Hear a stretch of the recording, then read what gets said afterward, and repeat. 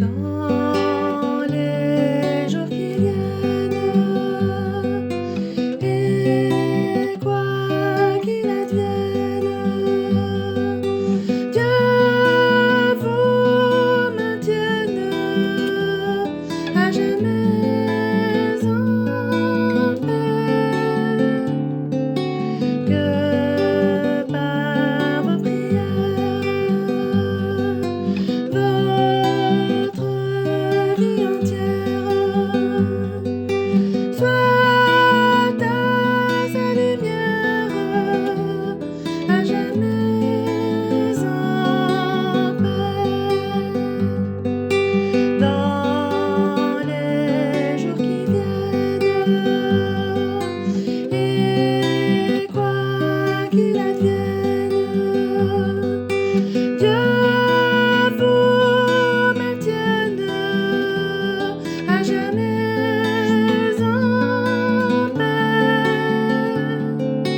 que par vos prières votre vie entière soit à sa lumière à jamais en paix, à jamais en paix.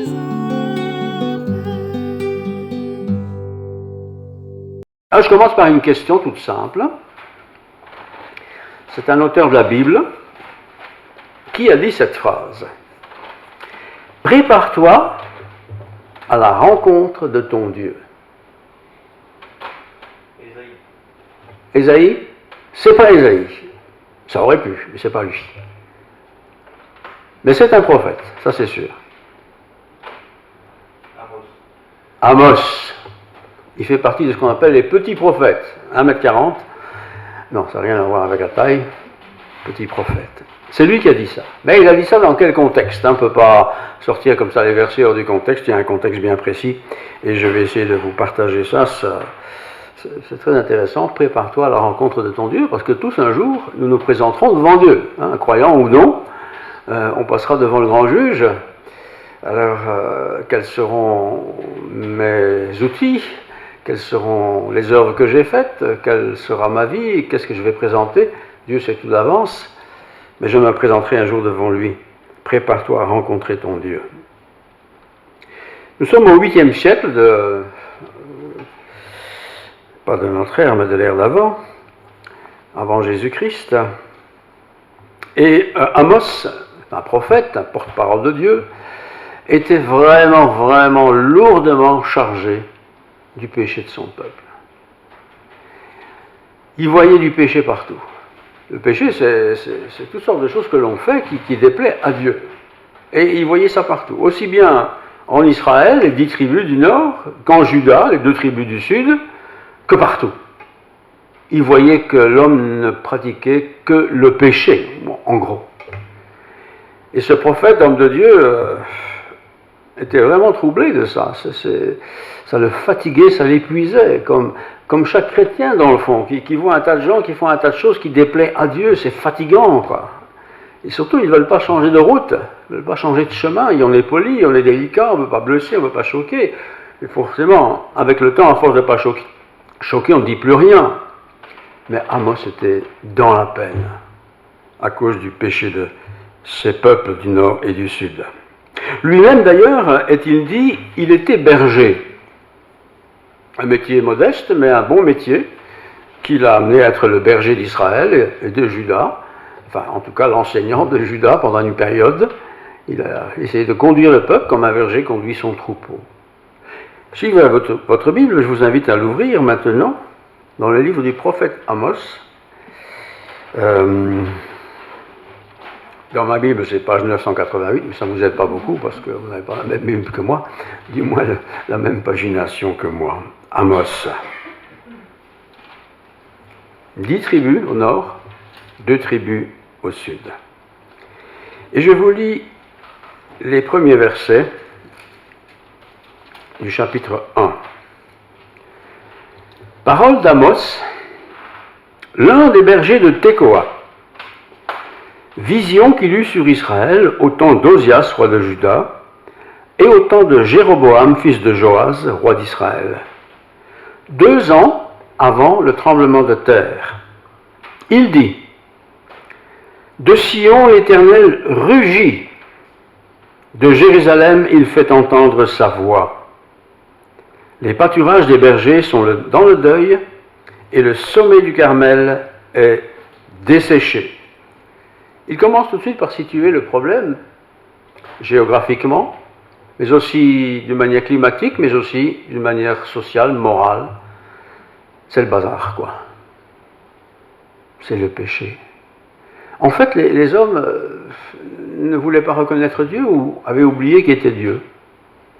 Que les païens l'aient oublié, on peut comprendre, mais pas Israël quand même, et pas Juda. Et pourtant, ces deux régions, ces 12 tribus, qui connaissent leur histoire, qui connaissent tous l'histoire de Moïse et la sortie d'Égypte, qui le rappellent à toutes les sauces, toutes ces personnes se sont détournées de Dieu. Comme c'est terrible. Bien sûr, à Juda, il y a un temple, ce qui donne un peu plus de poids à la foi des croyants de Juda, parce qu'il y a le temple. Mais bon, on a beau voir un temple, si on n'y va pas, ça n'aide pas grand-chose. Notre pays n'est-il pas rempli partout d'églises? Tous les villages ont son église. Mais est-ce que ça change le cœur de ceux qui sont les habitants de ces villes et villages? Qui en ce jour aujourd'hui va aller à l'église? Même si on peut être que 15, qui va aller remplir les 15 places disponibles? Qui va d'ailleurs penser à Dieu aujourd'hui? Qui y a pensé hier ou avant-hier? C'est désolant pour un serviteur de Dieu de constater cela. Ça doit être désolant pour Amos de faire ce constat tragique. Amos 1, je relis. Parole d'Amos, l'un des bergers de Tekoa. Il n'était pas le seul, mais il était le mieux connu. Vision qu'il eut sur Israël. Il dit, de Sion l'Éternel rugit. Sion, c'est le sud, c'est le temple, c'est Jérusalem. Et l'expression de Jérusalem, de Sion l'Éternel rugit. Et le rugissement d'un animal comme le lion, par exemple, ça doit être impressionnant d'entendre cet animal rugir tout près de soi. L'Éternel rugit, pas d'effet. Personne n'entend, personne n'écoute, personne ne veut entendre, personne ne veut reconnaître la voix de Dieu.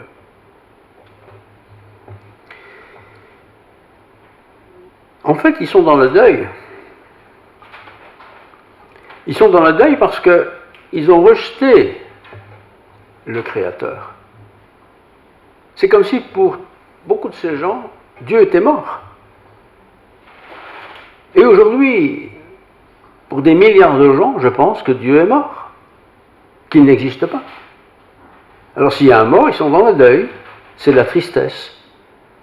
Mais sont-ils tristes? Non, parce qu'ils ont changé la tristesse de Dieu contre une joie éphémère et de ce monde.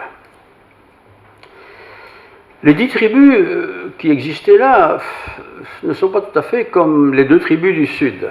Malgré tout, il y a une différence, sans doute à cause du temple qui était à Jérusalem.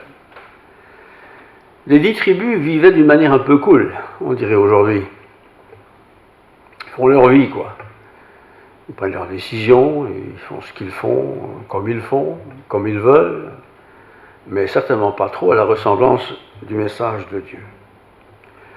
Il faut dire que les 3 grandes puissances qui existaient depuis longtemps et qui étaient encore en existence au moment de notre histoire, la Syrie, la Babylonie et l'Égypte, étaient en paix, ne faisaient pas la guerre, donc voilà, socialement c'était bien, il n'y avait pas de guerre, on était tranquille.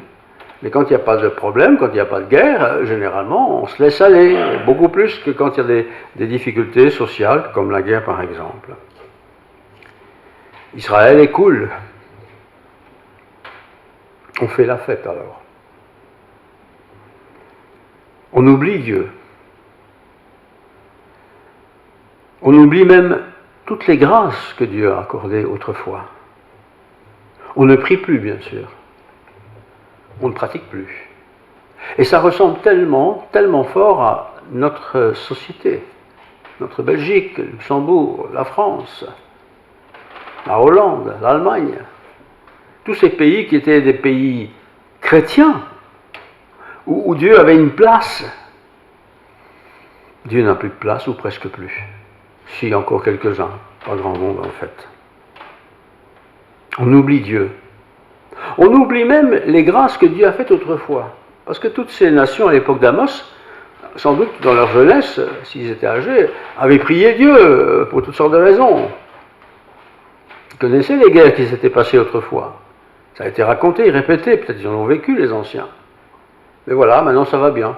La vie est belle, quoi. Alors on ne prie plus, on ne médite plus, on ne réfléchit plus, on n'avance plus. Alors parfois il y a des catastrophes par contre. Alors quand tu as une catastrophe, c'est facile. Si on est croyant, on téléphone à qui? Peut-être chez les pompiers, mais aussi souvent au pasteur du coin, ou au prêtre du coin, ou au religieux du coin. Oh, catastrophe, faut venir. Ah oui, dans la catastrophe, on se rappelle quand même qu'il y a encore des gens qui croient en Dieu. Et peut-être que Dieu pourra encore faire quelque chose. Mais bien sûr, le téléphone au responsable, mais ça fait si longtemps qu'on n'est pas venu à l'église. Hein.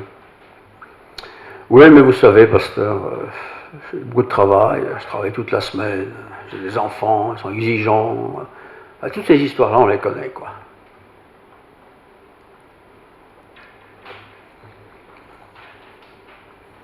Et puis Dieu répond. Parce que quand on fait appel à Dieu, Dieu entend. Alors, je vais reprendre l'exemple du pasteur, il donne quelques encouragements, quelques solutions, un petit coup de main, et tout va un peu mieux. Et on penserait que la solution est toute trouvée pour les jours qui restent à vivre, eh bien non. Un mois après, ça retombe. C'est vraiment la même chose. On retourne à ses anciennes habitudes. On oublie vite Dieu, on le remet quelque part au rencard. C'est la foi de énormément de gens. Quand on est dans la tristesse, dans la désolation, dans le pépin, alors on fait une petite prière à Dieu vite fait, on va voir quelqu'un qu'on connaît, on lui raconte, et lui je vais prier pour vous, il le fait, et les choses vont un peu mieux, et hop, comme par enchantement, Dieu est de nouveau à la 3e place, ou la 4e, ou la 20e place. Amos, il n'a pas les micros, il n'a pas le téléphone, il n'y a pas tout ça. Il habite en Juda. Juda, pour aller dans le nord, il faut marcher beaucoup, c'est long, on ne peut pas être partout en même temps. Mais on va quand même voir le prophète. On sait qu'il est prophète, on sait qu'il est homme de Dieu. Tout le monde ne va pas aller le voir en même temps, mais l'un va aller, puis il va raconter, et voilà comment ça fonctionnait.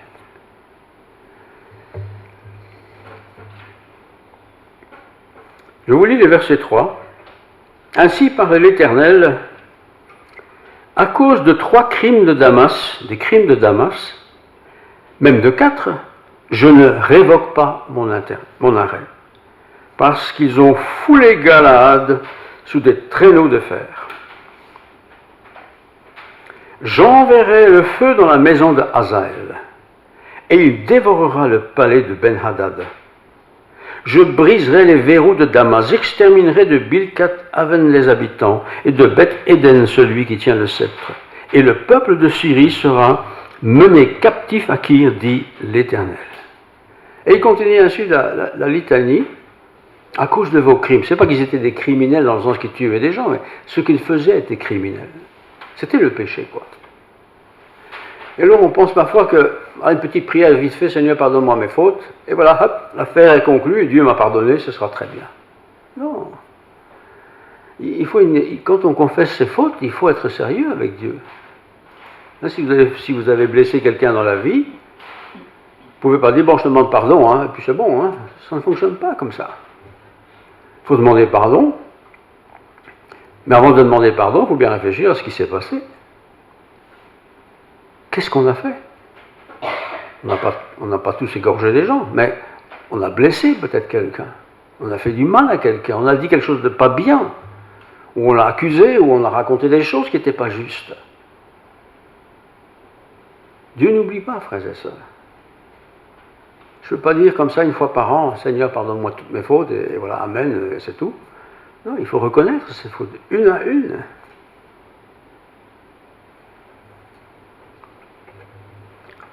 La liste est longue.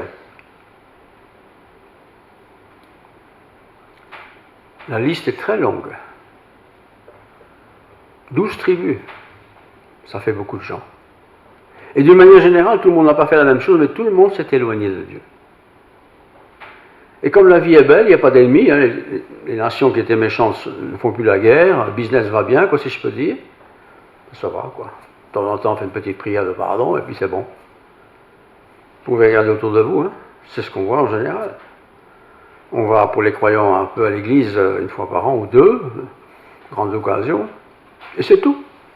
Et à l'enterrement, à l'occasion, oui, on va encore, quand on pourra, quand on peut, et c'est tout. La prière, on ne connaît pas. La réflexion, la méditation, on ne connaît plus. Voilà. Et on a une relation avec Dieu comme celle-là, en général. Quelle triste réalité d'hommes et de femmes qui prétendent avoir la foi.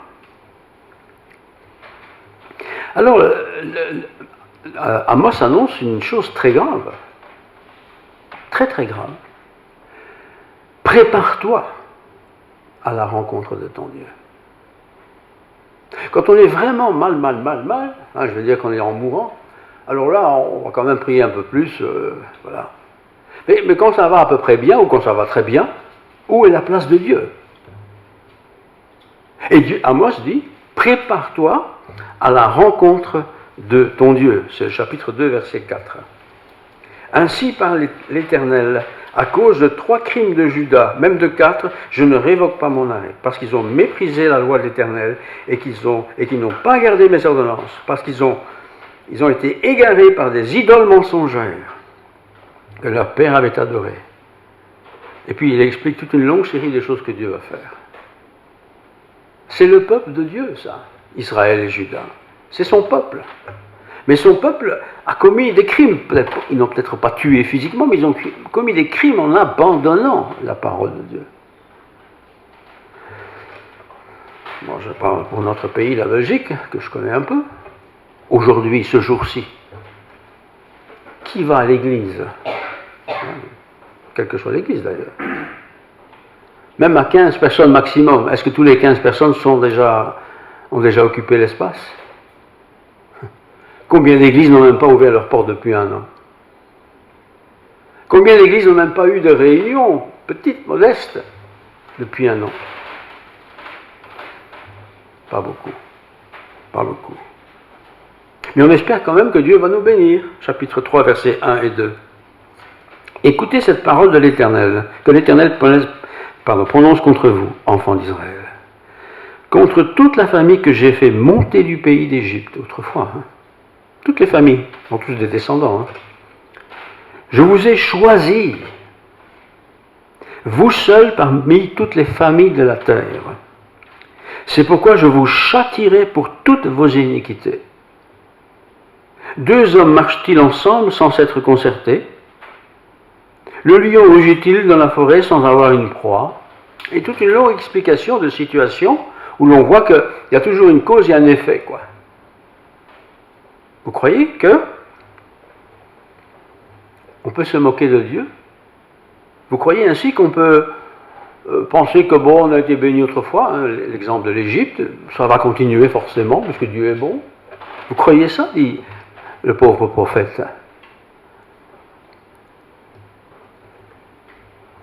Pourtant, Dieu fait connaître sa volonté. Chapitre 3, verset 6. Sonne-t-on de la trompette dans une ville sans que le peuple soit dans l'épouvante? Et quand ça sonnait, c'était une espèce d'alarme comme ça. Arrive-t-il un malheur dans une ville sans que l'Éternel en soit l'auteur? Car le Seigneur, l'Éternel, ne fait rien, écoutez bien, hein, sans avoir révélé son secret à ses serviteurs, les prophètes. Je relis.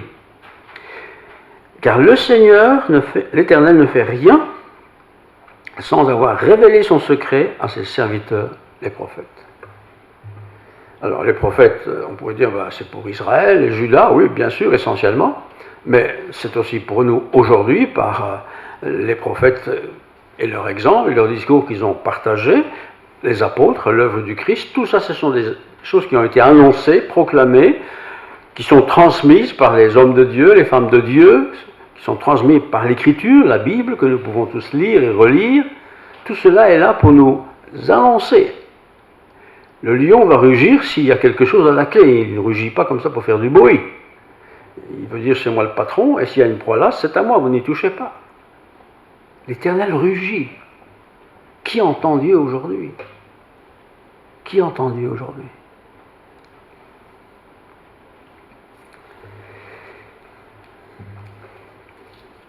Le malheur annoncé par Amos n'est pas un malheur parce que vous êtes des méchants plus que d'autres nations. Mais le malheur qu'il annonce, c'est que vous avez une moralité qui est inacceptable. La moralité.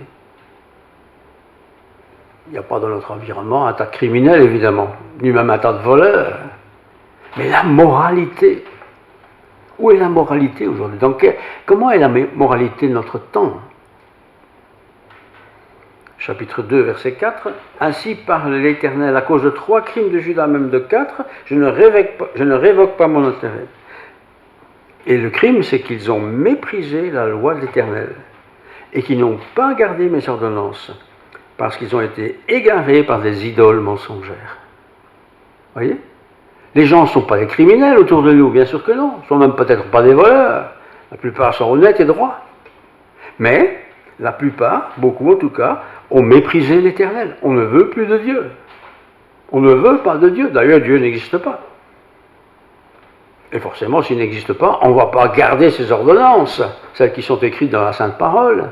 Comprenez? Ils se sont égarés dans des idées mensongères. On enseigne la philosophie, par exemple, philosophie dans laquelle on a évidemment extrait l'idée de Dieu. Ça n'existe pas, ça. C'est pour les gens faibles, pour une époque. Et Dieu, cela, il a en horreur. En horreur. Parce que les conducteurs, ceux qui savent, ceux qui enseignent, ceux qui dirigent, etc., et même dans le cas des églises, enseignent des choses qui sont vides de sens. Chacun restera quand même responsable de ses actes.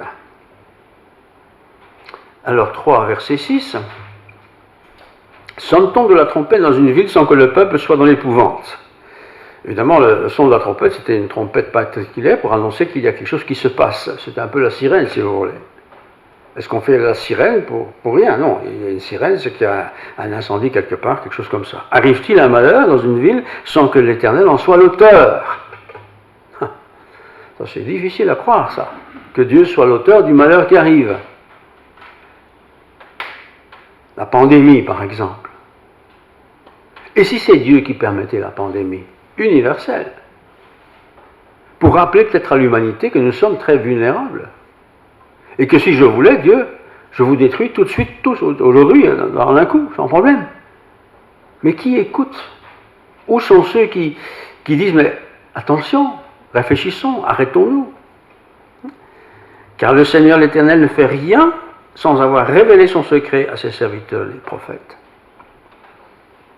Les prophètes, ce n'est pas des petits comiques. Ce n'est pas des gens un peu tordus dans leur tête, un peu maso sur les bords. Non, ce sont les porte-parole de Dieu. Bien sûr, il y a des faux prophètes, c'est pas cela qu'il faut écouter, mais les prophètes de Dieu.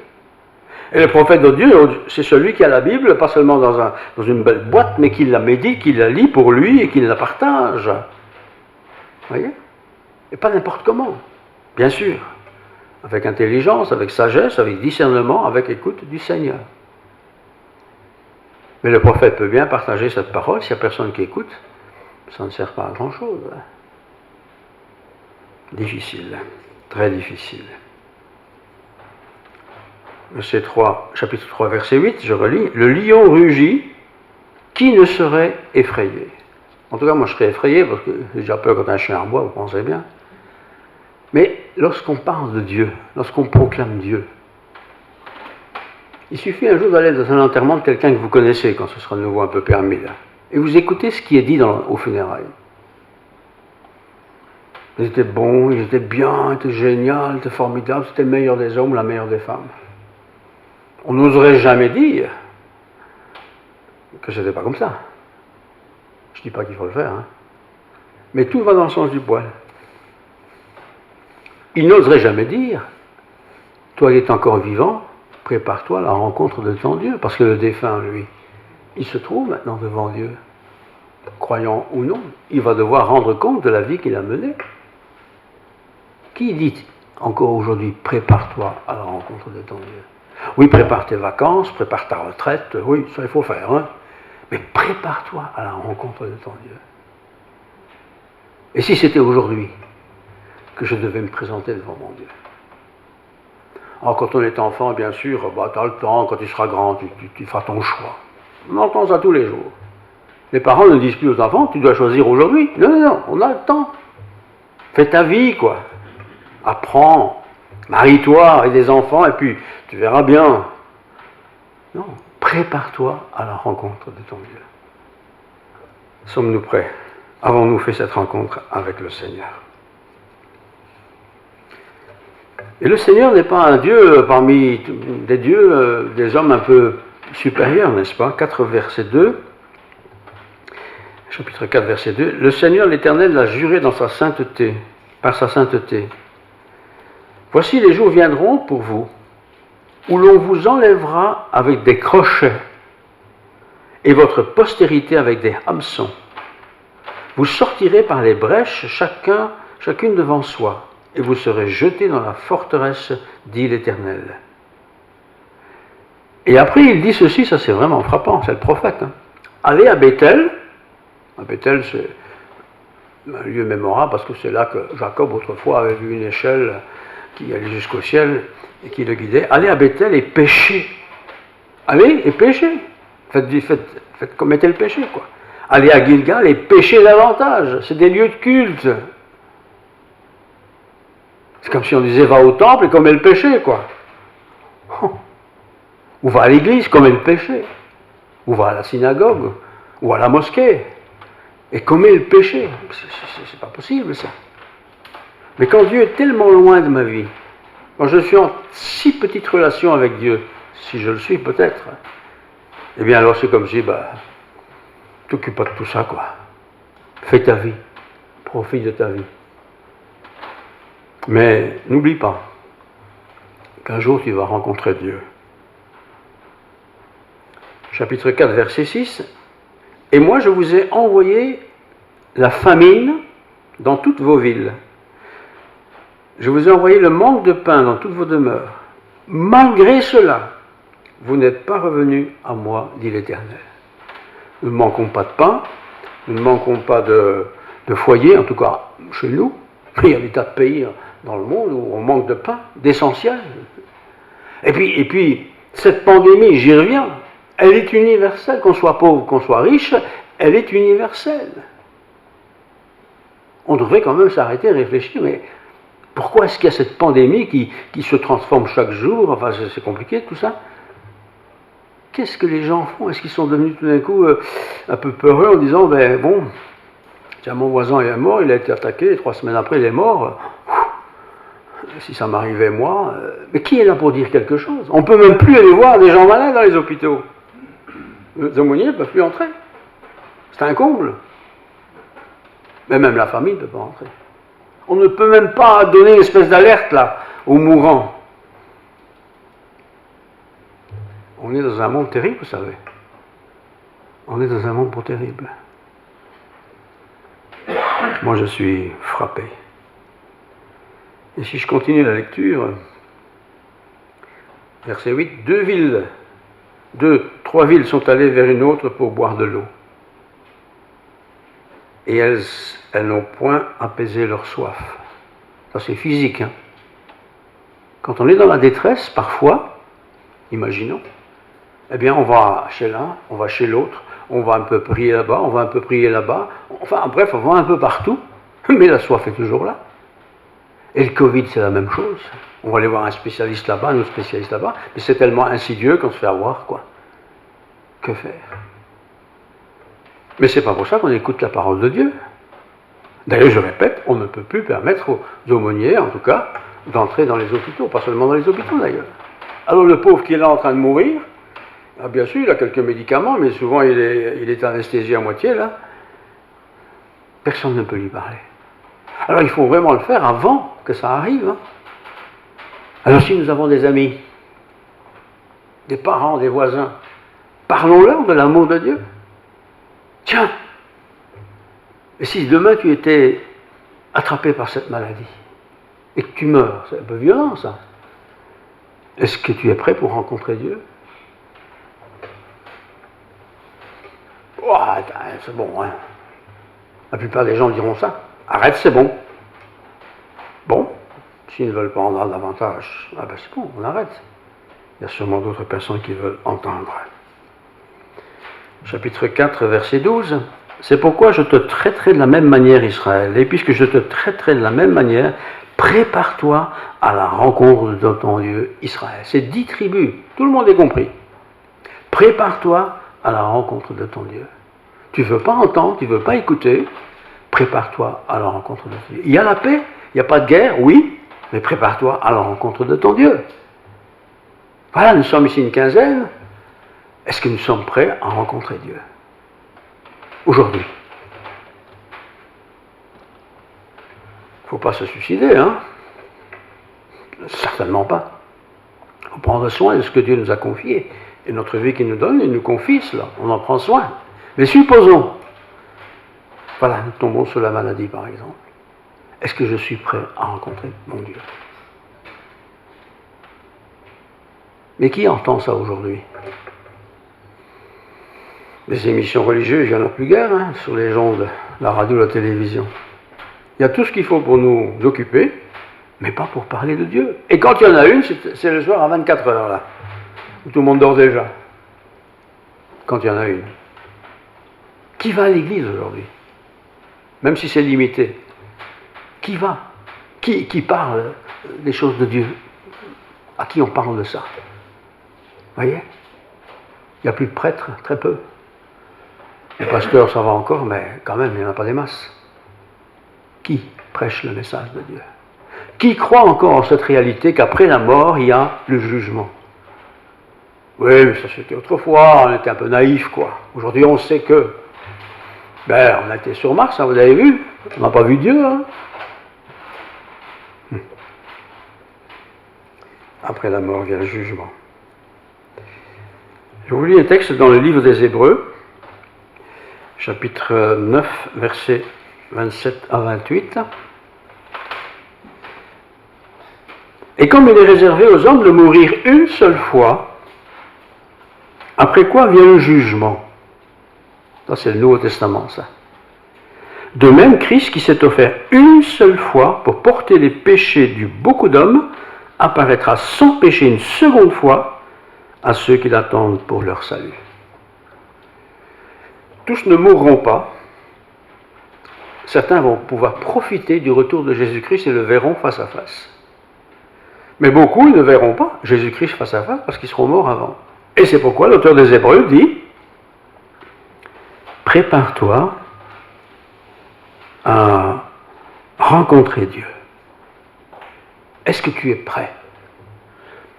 Vous comme moi, si dans une entreprise ou quelque part, on nous dit « Tiens, tu vas rencontrer tel personnage un peu spécial », ben, on s'habille un peu hein, pour avoir un peu d'allure, quoi.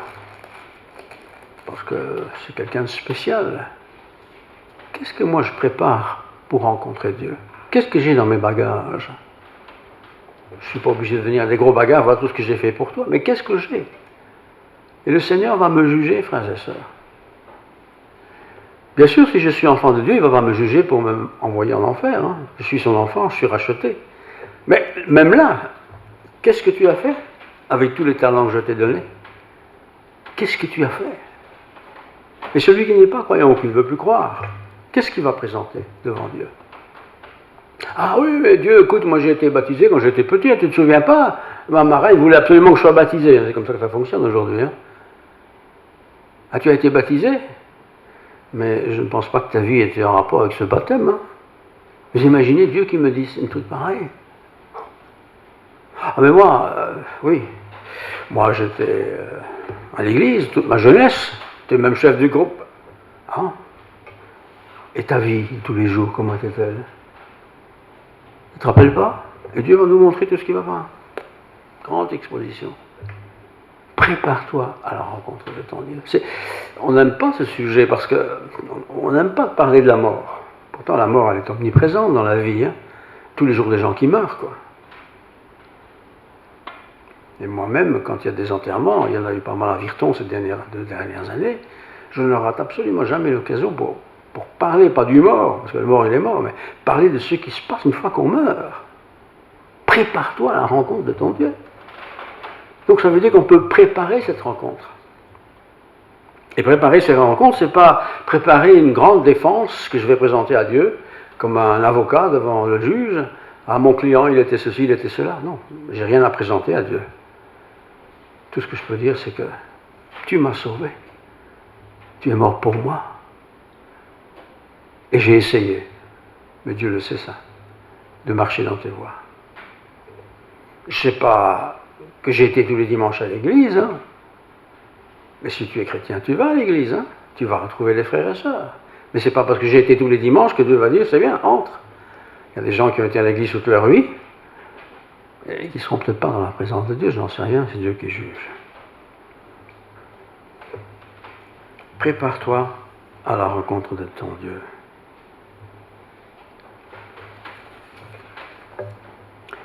Vous connaissez cette histoire de l'évangile de Luc?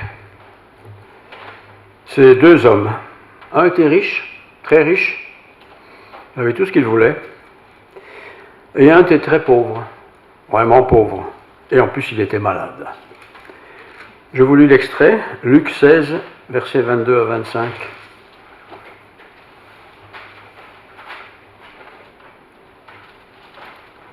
À partir du verset 19. Il y avait un homme riche qui était vêtu de pourpre et de fin lin, et qui chaque jour menait joyeuse vie. Formidable.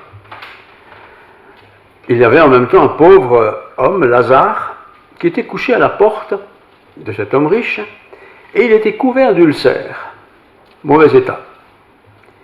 Et désireux de se rassasier des miettes, parce qu'en plus il crevait de faim, il aurait bien voulu manger des miettes qui tombent de la table de cet homme riche. Ok. Le pauvre mourut, et il fut porté par les anges dans le sein d'Abraham. Le riche mourut aussi, et il fut enseveli. Dans le séjour des morts, tous les deux sont conscients, il leva les yeux, tandis qu'il était en proie au tourment, donc le riche, il vit de loin Abraham. Nous sommes toujours dans le cadre du peuple d'Israël ici. Et Lazare dans son sein. Il s'écria, « Père Abraham, aie pitié de moi !» Et envoie Lazare pour qu'il trempe le bout de son doigt dans l'eau et me rafraîchisse, lui qui n'a jamais rien eu à boire, ce monsieur. Ce monsieur, lui, il demande à Dieu, tu ne peux pas faire qu'il change d'attitude vis-à-vis de moi. Je souffre cruellement dans cette flamme. Et c'est à partir de ce genre de texte qu'on a imaginé que l'enfer, ce sont des flammes qui brûlent tout le temps, quoi. Mais la flamme ici, c'est certainement plus l'image du regret, de la torture d'avoir mal choisi, quoi. On s'est planté, il s'est planté. Abraham répondit, « Mon enfant, souviens-toi que tu as reçu des biens pendant ta vie, et que Lazare a eu les maux, donc les mauvaises choses dans sa vie. Maintenant, il est consolé, et toi, tu souffres. » Bien des gens pensent, parce que c'est comme ça que c'est conditionné aujourd'hui, tu meurs, on va essayer de tout faire pour que tu ne meurs pas, mais tu vas mourir quand même, et c'est tout. Et on a tellement simplifié les choses, c'est qu'avant on mettait des tombeaux, des grandes plaques, vous pouvez ici avoir. Maintenant on vient d'installer ici toute une flopée de columbarium où on va mettre les défunts qui sont brûlés dans un petit vase, on va les mettre là. Vous voyez, on réduit toujours petit, mais ça ne change rien, vous savez. Ça ne change rien. Parmi tous ces morts qui sont là, combien vont se présenter devant Dieu? Mais tout le monde va se présenter devant Dieu en fait. Mais combien vont passer l'éternité avec Dieu? Alors l'enfer, bon, il y a des images, c'est un lieu de tourment, c'est une belle image ça. On est tourmenté, on dit mais pourquoi j'ai choisi cette voie-là, pourquoi je n'ai pas choisi Dieu? Et pour l'éternité on va regretter, mais on ne peut pas changer ça. Par contre, le pauvre, qui a eu des misères dans sa vie, il est bien, il est avec le Seigneur. Prépare-toi à la rencontre de ton Dieu. Moi, je ne sais pas ce qui m'est réservé aujourd'hui, vous non plus. On est bien, on est là, ça va. Et ça se trouve, aujourd'hui, on n'y sera plus. Je ne sais pas. Peut-être ce sera dans 50 ans que je ne serai plus. Mais de toute façon, un jour, je ne serai plus là. Et si je ne suis plus là, mon corps, il ira où il ira, mais mon âme ira soit près de Dieu, soit loin de Dieu. Et j'ai pas envie que mon âme soit loin de Dieu. Et pour ça, il n'y a qu'une chose à faire. C'est venez, dit Jésus, venez à moi. Vous tous qui êtes fatigués et qui êtes chargés, écrasés, quoi. Et je vous donnerai du repos. Oui. Il n'a pas dit, et tu vas apprendre les 10 commandements, et tu vas apprendre à lire la Bible 2 fois par an. Il n'a jamais dit tout ça. Venez à moi, vous qui êtes fatigués. C'est-à-dire ceux qui en ont marre de la vie qu'ils mènent, quoi. Et je vous donnerai du repos. Ça, c'est beau. Et c'est vrai. Et si le Seigneur vient nous chercher tôt ou tard, qu'importe, c'est de toute façon pas très long, puisque le temps sur la vie n'est pas, le temps sur la terre n'est pas très long. Mais je sais quand je mourrai, je serai près de Dieu. Je vous l'ai dit à Virton, l'année passée, plusieurs personnes sont décédées, des hommes et des femmes de foi. J'ai vu personne se révolter, hein, absolument personne. Certains étaient même contents de quitter cette terre, parce qu'ils savaient très bien qu'ils seraient dans la présence de Dieu. Bien sûr, quand on a 20 ans, c'est pas tout à fait la même chose. À 20 ans, on est jeune, on a envie de vivre un peu dans la vie, oui, mais prépare-toi quand même à rencontrer ton Dieu, parce que tu ne sais pas ce que demain te réserve. Et si Dieu est près de vivre et que tu vis que 100 ans ou 200 ans, qu'importe, mais prépare-toi à la rencontre de ton Dieu. Et se préparer, c'est pas se préparer comme quelqu'un qui doit aller voir le directeur pour être sanctionné. Hein. C'est se préparer pour que Dieu me dise, c'est bien, entre dans la joie de Dieu. Tu as la paix pour l'éternité dans ma présence. Ce sera chouette. Et Amos a dû proclamer ce message à un peuple qui n'était pas disposé à l'entendre. Comme aujourd'hui, les gens ne veulent pas entendre ce disque, ils ne veulent plus entendre ça. Même ceux qui n'ont jamais entendu. Les enfants, les jeunes pensaient bien, pour eux tout ça c'est du Moyen-Âge, quoi. Et pourtant c'est la vérité. C'est la vérité. Prions le Seigneur. Seigneur, tu nous rappelles qu'un jour nous aurons à nous présenter devant toi. Et autant que faire se peut, nous aimerions bien que tu nous accueilles les bras ouverts. Et nous le pouvons, non pas parce que nous aurons fait beaucoup de choses, mais parce que tout simplement nous t'avons cru, Seigneur. Nous aurons essayé de marcher dans tes voies. Nous aurons reconnu que tu vas nous amener dans l'éternité, par l'œuvre que tu as accomplie, toi, le Seigneur, en mourant sur la croix et en ressuscitant 3 jours plus tard. Cette œuvre, ton sacrifice, efface mes transgressions, parce que j'ai commis le péché. Mais tu me pardonnes, Seigneur, comme tu veux pardonner tous les êtres humains, sans exception. Eh bien, Seigneur, je te prie pour tous ceux qui veulent bien s'arrêter un instant et écouter. Tu parles au cœur des hommes, tantôt d'une manière, tantôt d'une autre. Mais tu parles. Tu parles même par la nature. Tu parles par les circonstances. Tu parles par un message, par un discours, par un témoignage. Seigneur, que les cœurs des hommes s'ouvrent à toi. Non pas à une religion, mais à toi, Seigneur. Toi, notre bon Père, notre Seigneur. Que chacun ici ce matin puisse dire « Oui, je suis prêt à te rencontrer, car tu m'as sauvé de la mort éternelle à cause de Jésus-Christ. » Que ta grâce, Seigneur, soit sur nous, au nom de Jésus. Amen. Dieu, quel amour pour moi, quelle patience, tu as conduit vers toi mon ignorance. Comment pouvais-je alors saisir ce que ton cœur voulait m'offrir? Un si grand miracle, un don si précieux, ta mort à la Pâque nous ouvre les yeux, ton salut remplace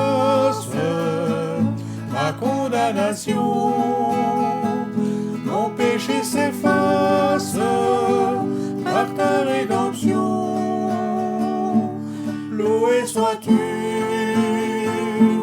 Dieu Tout-Puissant, loué sois-tu.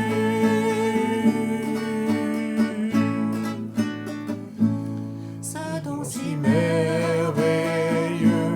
comment le vivre sans le répandre à ceux que tu veux suivre sur les chemins où il s'égare,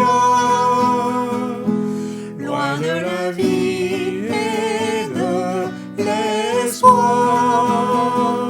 Un si grand miracle, un don si précieux, d'abord à la Pâque nous ouvre les yeux. Ton salut remplace ma condamnation, mon péché s'efface par ta rédemption. Loué sois-tu,